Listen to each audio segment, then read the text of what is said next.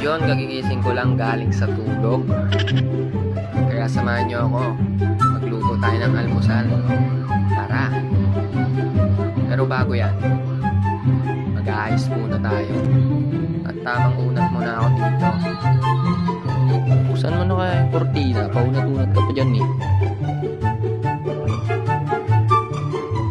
At dito sasayaw muna tayo para may pampagana. At yun, nagsimula na ako mag-ayos dito. At kumanta pa nga, Singer Yarn. At dito, pinas-forward ko na para mabilis. Dito, winalusualisan ko na rin dito para malinis. Pati din dito sa labas, ay sa sala.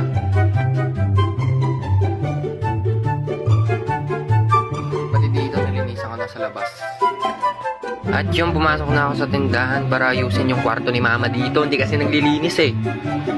Kaya ako na lang naglinis. Baka gusto nyo linisin ko mga bahay nyo dyan, PM nyo lang ako guys. Dito hindi mo na ako magsasalita. Nakakapagod mag voice over no?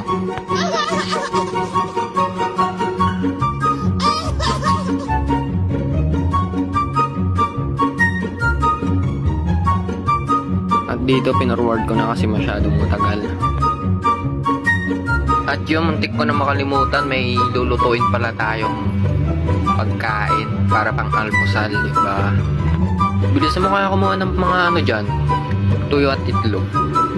Gugutom na ako eh. Hindi ko sana kumuha, diba?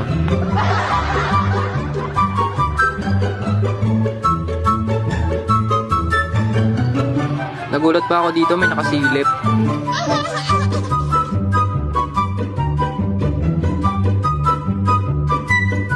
At dito ready ko na yung mga sangkap para lulutuin na lang kapag. Pinas forward ko na dito kasi masyadong matagal eh. At yun, nagpatulong na tayo dito kasi masyadong mahirap. Mahirap ba?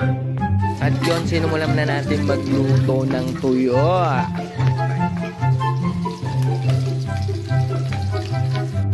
At yun, nagkamali pa tayo. Nauna pa yung tuyo kaysa doon sa itlog.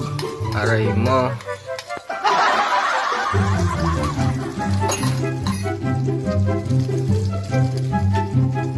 At yun, yung partner lang natin yung pinagluto natin kasi tinatamad na ako magluto kaya siya na lang.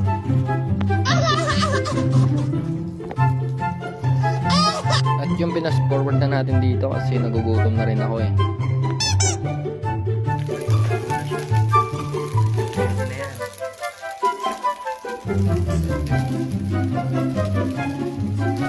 Yo, maraming salamat sa panonood. God bless.